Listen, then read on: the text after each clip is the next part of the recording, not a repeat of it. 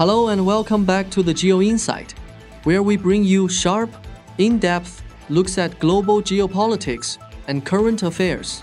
Today we're diving into a major rupture in North American trade relations, a moment that has broad implications for economies, neighbors, and the idea of free trade itself.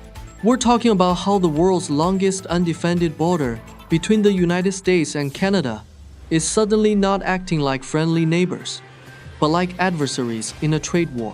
Stay with us as we unpack what happened, why it matters, and where things might go from here. To understand the current clash, we need some background.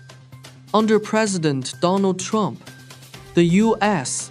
adopted an aggressive posture on trade, imposing tariffs on many imported goods and setting a tone of economic nationalism and protectionism. Canada, as one of America's top trading partners, found itself squarely in the crosshairs. Steel, aluminum, autos. These sectors are deeply integrated across the border, so any disruption is felt wide and deep in both economies. From Canada's side, the stakes are enormous. Roughly 3/4 of Canadian exports go to the U.S. daily. What started as diplomatic annoyance evolved into real economic tension. And now, we have a flashpoint. A controversial advertisement by the government of Canada's largest province, Ontario, and an immediate U.S. response that suspended all trade talks. Let's zoom in. In mid-October 2025, Ontario Premier Doug Ford launched a major ad campaign in the United States, reportedly costing around 75 million Canadian dollars, targeting Republican-leaning American regions. The ad featured audio of former U.S. President Ronald Reagan from a 1987 radio address. In that address, Reagan warned that high tariffs inevitably lead to retaliation by foreign countries. Businesses and industries shut down, and millions of people lose their jobs. The message: Canada is being unjustly punished by U.S. tariffs, and this should matter to American workers too. From the U.S. side, President Trump exploded.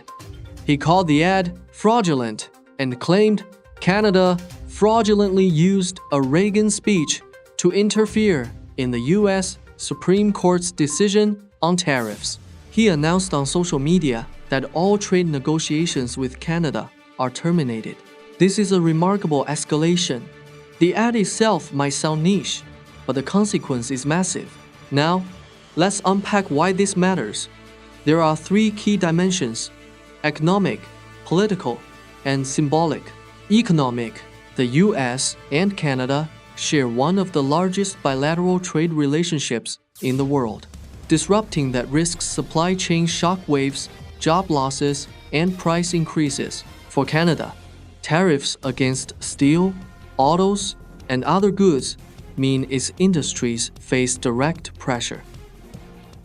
At the same time, Canada may retaliate or look elsewhere for trade partners.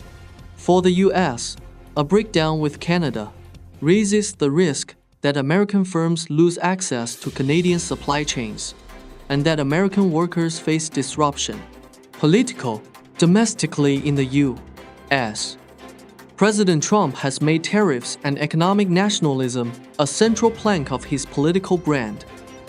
This reaction plays into that narrative. I won't be shown up by a neighbor. For Canada, Premier Ford's ad shows a bold move. He is addressing the American electorate directly, challenging a U.S. president's trade policy. That's extraordinary for a provincial leader.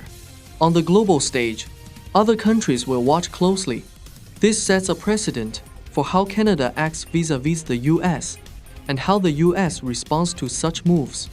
Symbolic: the use of Ronald Reagan, a Republican icon known for his free trade instincts, in a Canadian ad, criticizing U.S. tariffs, is loaded. It signals that trade isn't purely about economics. It's about identity, sovereignty, and influence. Let's lay out the timeline to clarify exactly how events unfolded. In early October 2025, Canada and the US were in ongoing negotiations to resolve the tariffs the US had imposed on Canadian exports like steel and aluminum. These talks had been uneasy but ongoing. Around mid-October, Ontario launched the ad campaign in the US, using excerpts from Reagan's 1987 address. The campaign ran on major US networks in Republican districts and was explicitly directed at the American public. On the 24th of October 25, President Trump posted on his social platform, "The Ronald Reagan Foundation has just announced that Canada has fraudulently used an advertisement, which is fake. Based on their egregious behavior, all trade negotiations with Canada are hereby terminated." The US claimed the ad interfered with the judiciary and misrepresented Reagan's words. The Reagan Foundation said the ad used selective audio and video without permission. Canada responded with caution. Prime Minister Mark Carney said Canada would not tolerate unfair market access if talks break down. The incident effectively puts the broader trade talks on hold, at least for now, shaking confidence in a stable US-Canada trade framework. We should step back to the bigger picture. We live in an era where many believed in trade liberalization, regional pacts, and global supply chains made cross-border commerce the norm. Yet over the last decade, there's been a resurgence of protectionism, populism, and strategic decoupling. The US-Canada episode is a microcosm of this shift. Trade being weaponized not only for economics but for politics and influence. Interestingly, the ad used the voice of Reagan, a president often associated with conservative politics, to make the free trade case. That underlines how trade ideology has shifted.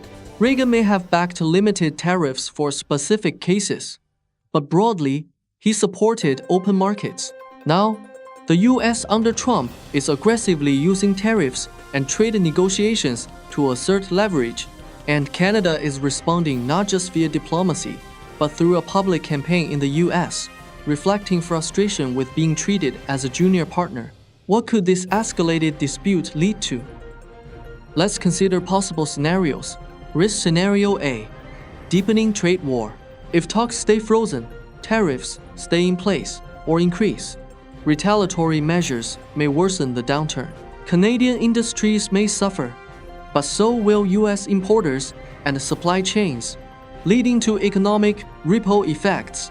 Other countries may use the vacuum to shift supply chains away from North America, reducing the region's competitiveness. Risk Scenario B: strategic decoupling. Canada may accelerate diversifying its trade portfolio beyond the US, turning more to Europe, Asia, or other regions. This could weaken the long-term economic integration of North America, which has been a geopolitical strength. Outcome Scenario: negotiation reset or de-escalation. The freeze might force both sides back to the table with tougher mandates. Canada could make concessions in exchange for tariff relief. The US might extract strategic commitments on supply chains or national security issues. A deal could emerge, but the clock is ticking, trust is eroding, and the next negotiation window might be tighter. Wild card: domestic politics. For Trump and the US, this plays into electoral and ideological dynamics, being tough on trade enemies. For Canada, provincial actors like Ontario are asserting themselves, and the federal government may have to respond or accommodate. Any change in leadership or policy could flip the dynamic quickly. You might ask, why should someone in another country care about the US? Canada trade spat. Here's why. Global supply chains. Many consumer products are assembled across continents. When North America shifts its trade architecture, cost and sourcing adjustments are felt globally. Trade precedent. The US-Canada episode becomes a blueprint. If large-scale established trade relationships can be disrupted, smaller ones are even more fragile. Investment flows. Countries that rely on US or Canadian investment will watch to see if North America remains open or turns inward. Lessons in diplomacy. This conflict shows how soft tools like advertising campaigns can trigger major economic responses. That's a shift in how trade friction can target public opinion, not just tariffs. Let's summarize the key takeaways for this story. 1. Trade is no longer just about economics. It's about messaging, political identity, leverage, and symbolism. 2. Even long-standing allies can become adversaries when structural trade pressures rise and domestic politics demand action. 3. Public campaigns matter in diplomacy. Ontario's ad in the US triggered a presidential trade response. 4. Diversification is vital. Countries dependent on one partner face risk when that partner becomes unstable. 5. The environment of global trade is shifting from liberalization to transactionalism, from integration to conditional cooperation. 6. Watch the next move. Will both sides de-escalate or deepen the split? That outcome may shape North America's trade architecture for years. Here are a few upcoming developments to keep an eye on. The case before the U.S. Supreme Court concerning the legality of Trump's sweeping tariffs. Canada's next moves. Will it retaliate further? Will it pivot trade strategy away from the U.S.? U.S. domestic politics. Any shift in administration or congressional power could alter tariff strategy. Global trade ripple effects. Will other nations emulate this behavior or form new trade blocs? Supply chain shifts. Firms in Canada, the U.S., and beyond may start relocating production or sourcing differently to hedge risk. So there you have it. Trade diplomacy turned into an ad wars escalation.